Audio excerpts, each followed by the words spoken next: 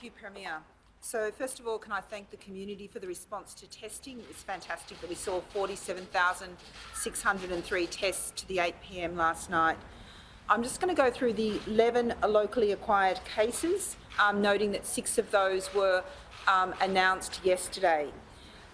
And can I just say that last night, although we were announcing those 11 locally acquired cases, all of those cases were actually linked. And I want to extend my appreciation to the work of the contact tracers who managed to do that so promptly.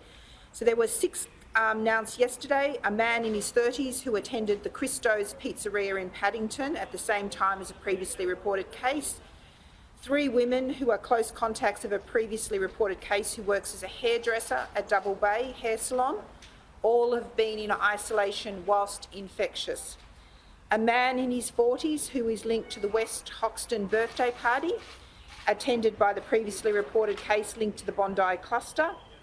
As of 8 p.m. last night, there were 17 people who attended the birthday party have now tested positive for COVID. And we have additional cases today, which I'll go into.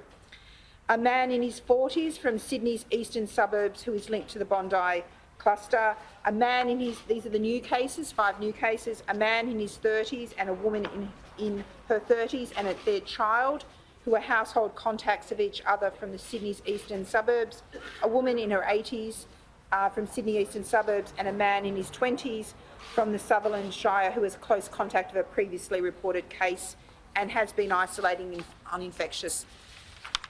Can I say that we are going to see larger numbers of cases, and I'll go on to explain what we've found through the detective work. So investigations have revealed that a person who was infectious on June 15th and 16th was the source of the infection for the Joh Bailey hairdressing in Double Bay, the Fresh Nail salon in Westfield Bondi Junction, and the Life Cafe Bondi. And a close contact of this person then introduced the infection to the Tropicana Cafe. While it is satisfying that these linkages have been found, so that means that all cases as of last night were linked, bar 1, which was the child that I mentioned yesterday. So all of the other cases have got a clear transmission chain. I've got significant concerns for patrons and staff of the Joh Bailey salon in Double Bay, because we have at least 3 staff members who were working whilst infectious, and with 2 confirmed cases amongst clients so far. I expect more cases to be detected over the coming days, and I'm urging all clients and staff of Joh Bailey between the 15th and the 23rd of June to be tested and maintain quarantine as directed by New South Wales Health. I can also confirm that there were 4 cases associated with the Life Cafe in Bondi, and I'm also concerned that a case that was identified yesterday attended 2 gyms whilst infectious, people who attended the Fitness First Platinum at Bondi Junction on June 21 or Fitness First Bondi Junction Spring Street on June 22nd should check the affected times on the New South Wales Health website, get tested and quarantine as directed by New South Wales Health. So just to be clear, we've found the link that explains those unlinked cases. That person was infectious in the community on the 15th and 16th, but that then led to a number of seeding events, and then we have seen workplace transmission at the Joh Bailey, and what we're concerned is the over 900 clients that attended or that potentially are at contacts may acquire the infection. Now, we have reached out to those individuals, and what I'm hoping is that when we see the cases over coming days, they're all in isolation. But the key issue is, because of the growing number of venues, the fact that we've had confirmed transmission at a number of the venues, we need to reduce people's movement, so by the time we're getting to them, they have had reduced the limited number of activities or sites that they've done. So hence the basis of the advice today to government to extend those stay-at-home directions to those 4 local government areas. So then, if we take it to overnight, what has come through, there's 17 locally acquired cases were notified overnight, and these will be included in tomorrow's numbers. 14 cases are linked to known cases. 3 are under investigation, but I can confirm that those 3 cases also are in southeastern Sydney residents. So we would expect that one is a Bondi resident, one is Bellevue Hill, and we're expecting that those linkages will be made, or hopeful that they will be made later today.